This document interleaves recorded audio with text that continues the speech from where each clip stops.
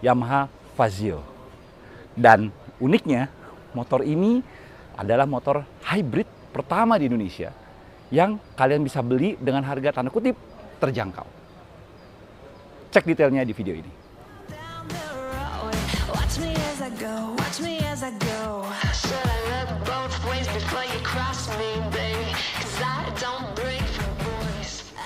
Oke, jadi si Fazio ini itu banyak mengambil desain-desain Q dari motor-motor Italia. Jadi kalau kalian lihat kayak Gilera, Piaggio, itu punya karakter desain yang unik.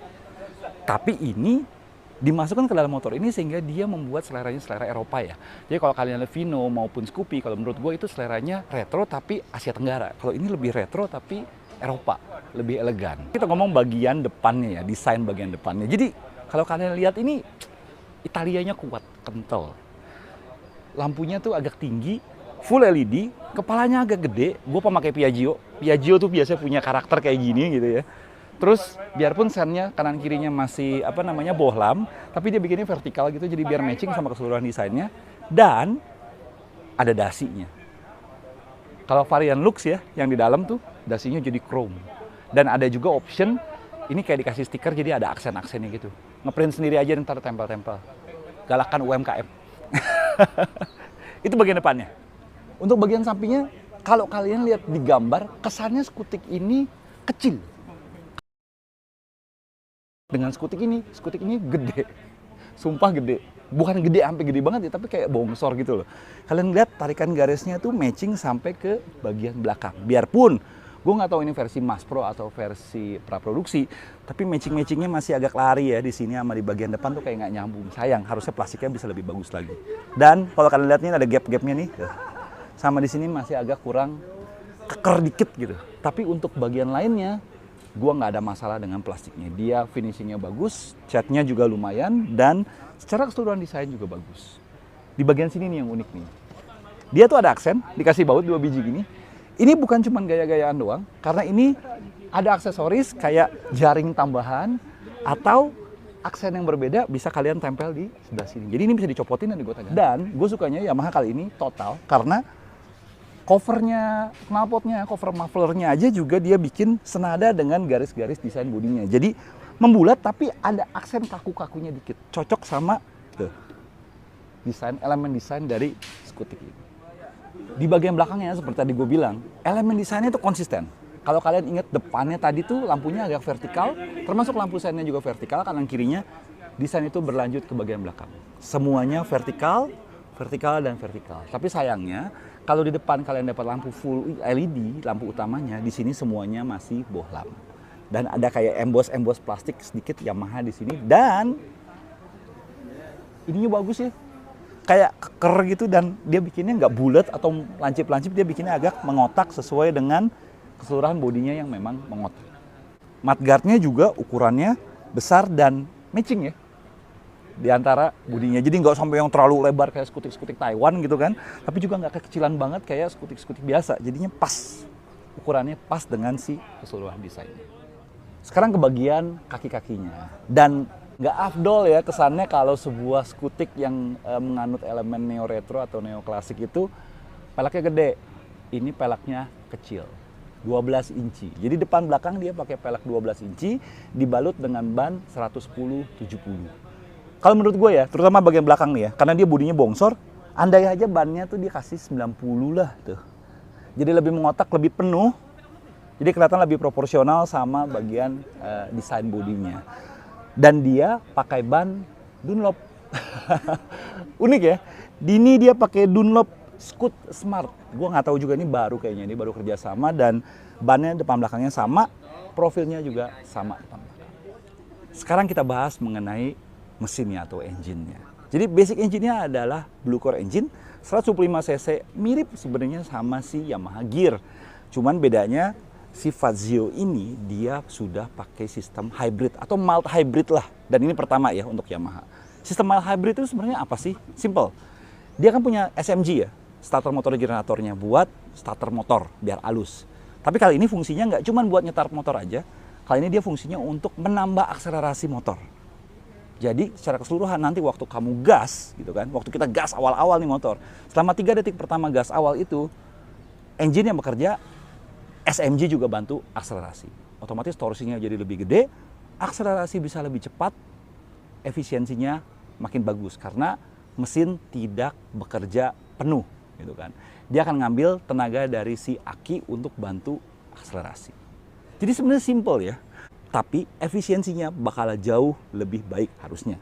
Motor-motor 125 cc itu rata-rata torsinya di 9 Nm. Ini 10%-an lebih besar daripada motor 125 cc kebanyakan. Ya sekarang kita ngomongin fiturnya dikit ya di sebelah sini ya. Jadi fiturnya ternyata dia paling lengkap di kelasnya. Dia sekarang sudah dilengkapi dengan answer back, contactless ya buat bukanya. Startnya juga cuma one push doang, jadi sekali pencet doang ya. Ini kita nyalain. Tuh, langsung nyala. Jadi dia jauh lebih efisien. Sudah ada hazard, idle start stopnya juga sudah ada di sebelah sini. Tempat buat minuman di sebelah sini. Double hook, kayak gear ya, double hooknya di sini. Dan buat ngecas. Di sini juga dia sudah gede. Kayaknya Yamaha dengar masukan kita waktu itu karena nggak muat handphone nih. Sekarang biarpun ini bukan handphone mahal ya tuh, tapi dia masuk. Ya handphone yang ada Pro dan Max-nya masuk lah paling nggak. Dan sekarang juga indikatornya sudah full digital. Kalau kalian ingat Vigo ya, kayak kalau motor gitu kan ya ibaratnya ya. Jadi indikatornya kecil tapi itunya gede dashboardnya. Kalau ini nggak, dia matching. Dashboardnya memang kelihatan besar, tapi di sininya tuh kayak motor listrik. Full digital dan sudah informatif. Plus dia juga sudah terintegrasi dengan handphone, jadi sudah ada Y-Connect-nya. Sekarang kita ngomongin soal instrumennya ya. Ini udah ada apa aja sih fiturnya. Odo ya, biasa kecepatan odometer. Kalian juga bisa lihat ada trapnya di sini. Ada jam, ada tegangan aki. Jadi ini lumayan penting karena sekarang dia modelnya mild hybrid, jadi kalian harus memperhatikan tegangan aki bagus atau tidak. Dan di sini juga ada assist. Jadi kalau lagi jalan nanti kelihatan ada indikator bahwa dia lagi di assist atau mild hybridnya lagi bekerja atau tidak. Mild hybridnya akan bekerja 3 detik waktu dia akselerasi dari awal untuk membantu akselerasi. Nah, sekarang kita lihat bagasinya. Tekan dikit. Ya. 17,8 liter. Terbesar di kelasnya. Jadi kompetitornya sekitar 15-an liter, dia 17,8 liter. Pertanyaan adalah muat helm apa kagak? Kita lihat. Ini kayaknya kali ya, gue nggak tahu nih helm nanti kalau kalian dapat atau kagaknya. Oh, berarti harus diginiin. Nah, ya. Kalau Lexi, kalian harus balik. Kalau ini, taruh gini dengan space yang masih cukup banyak di sini. Ditutup. CCU-nya. Ini buat diagnostik ya. Dia bisa dipasang di sini dan di atasnya sini dia ada QR code untuk pairing dengan Y-Connect kalian. Jadi nggak usah nyari-nyari nomor rangkal segala macam, tinggal pakai QR code, cepret, foto, langsung bisa pairing dengan sistem Y-Connect.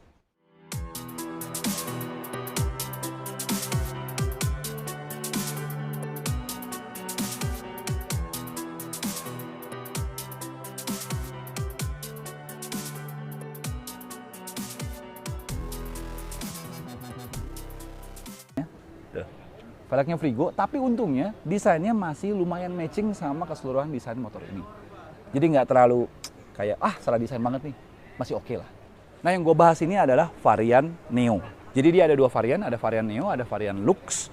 Yang Neo ini warna-warnanya cenderung lebih bright, lebih metalik, tapi agak ke candy-candyan gitu. Youth lah, muda gitu. Sedangkan yang varian Lux-nya itu yang di dalam, ntar kita lihat abis ini, itu warnanya matte dan lebih elegan. Kita lihat.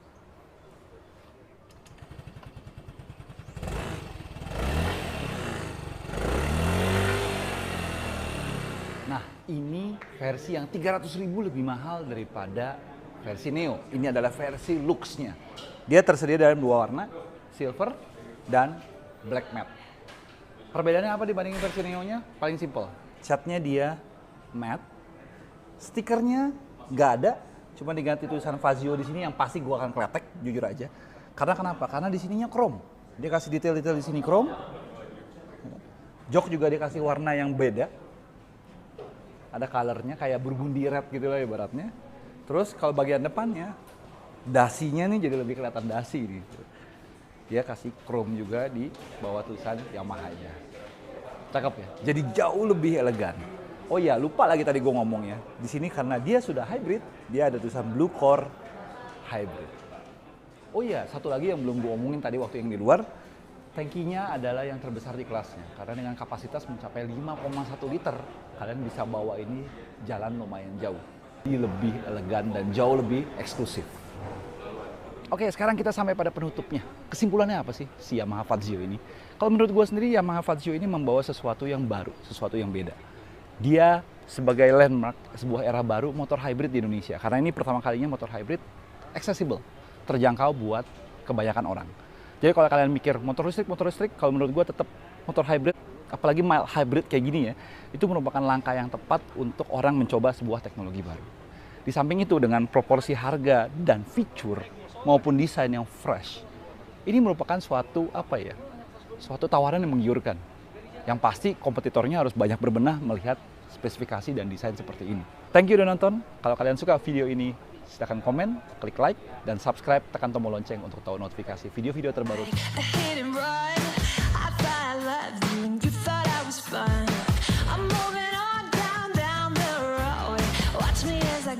Watch me as I go. Should I look both ways before you cross me, baby? 'Cause I don't